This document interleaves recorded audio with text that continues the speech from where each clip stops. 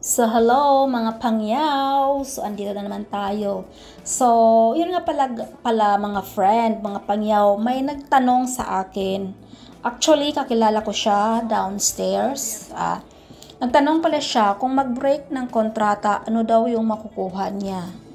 So, yun po ay nagdepende kung gaano kakatagal sa employer mo. Halimbawa po, kung halimbawa naka 1 year mahigit ka na, so unang-una makukuha mo yung 7 days na annual leave kung hindi mo pa nagamit yon. So yun yung makukuha mo.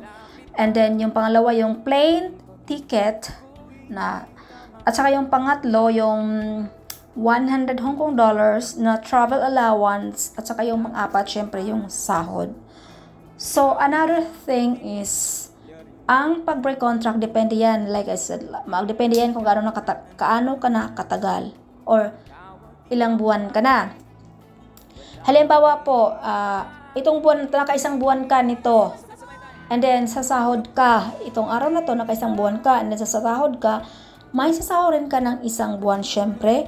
Kung on the spot naman yung pag-break ng kontrata mo, ay syempre yung sasahorin mo, ibabayad mo lang din yon sa employer mo, kasi kailangan mong bayaran ng 1 month sahod mo yung employer mo kung ikaw ay mag on the spot na pag-terminate ng contract.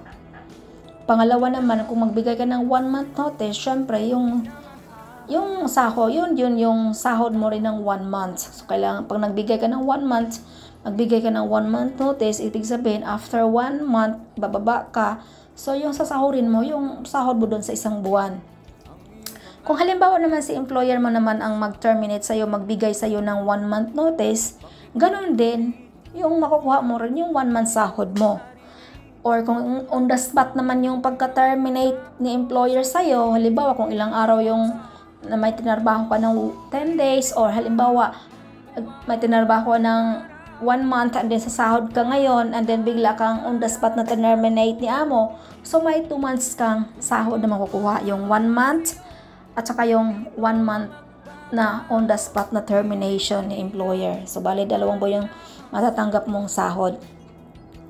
At saka yun nga, depende kung gaano ka nakatagal, like I said, yung annual leave, kung gaano ka nakatagal.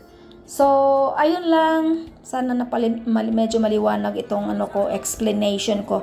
Luto na pala itong kamuting kahoy ko, medyo matigas siya pero masarap pa rin, napagtiyagaan ko naman siya, masarap pa rin naman, okay naman kahit paano. Walang iba, wala tayo